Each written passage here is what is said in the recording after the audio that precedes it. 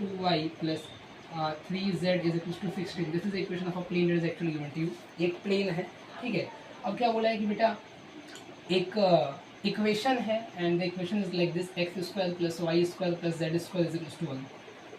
अब ये सब सवाल में तो बताया नहीं था कि इक्वेशन स्फीयर का हम बता देते हैं, ठीक है ना.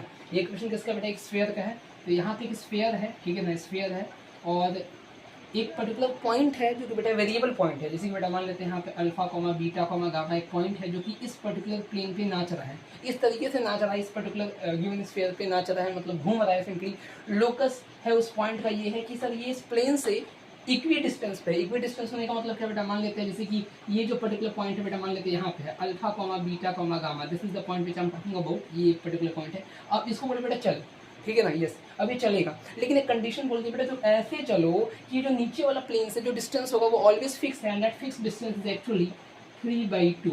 मतलब क्या होगा कि ये जो पॉइंट है बेटा नाचना स्टार्ट करेगा इस स्फीयर के ऊपर. अब वो नाचेगा बेटा तो कैसे नाचेगा सर, यही रीजन हो सकता है यहाँ पे ऐसे वो नाचेगा.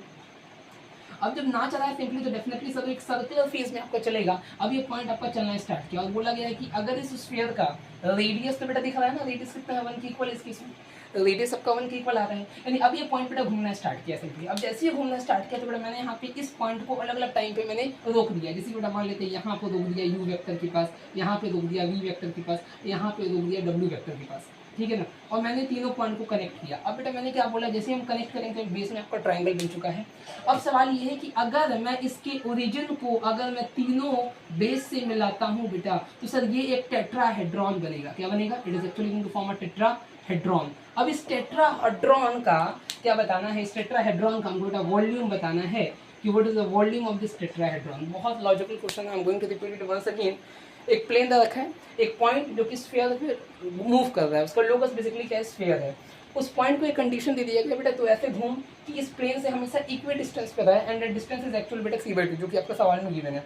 अब बोला गया कि अगर घूम रहा है तो मैंने उस पर्टिकुलर घूमते हुए पॉइंट को 3 टाइम रोक दिया कि भाई u वेक्टर पे रोक दो, v वेक्टर पे रोक दो, ठीक है ना, w वेक्टर पे रोक दो. अब इस तरीके से रुका कि सर ये सभी जो डिस्टेंस है ये सभी इक्वल है, मतलब u vector minus v vector is equals to w vector minus v vector is equals to u vector minus w vector. मतलब ये जो डिस्टेंस है तीनों पॉइंट का बेटा ये तीनों पॉइंट का जो डिस्टेंस है वो एक्चुअल में क्या है, इक्वल है.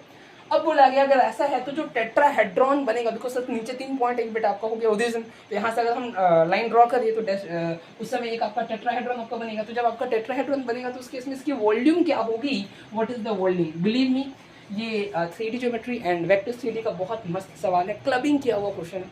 आई होप ये सवाल बहुत अच्छा लगेगा और बनेगा ये क्वेश्चन, ठीक है. कुछ हिंट हम दे देंगे इसका बाद में, ठीक है ना, don't worry, make it out. Thank you, bye bye.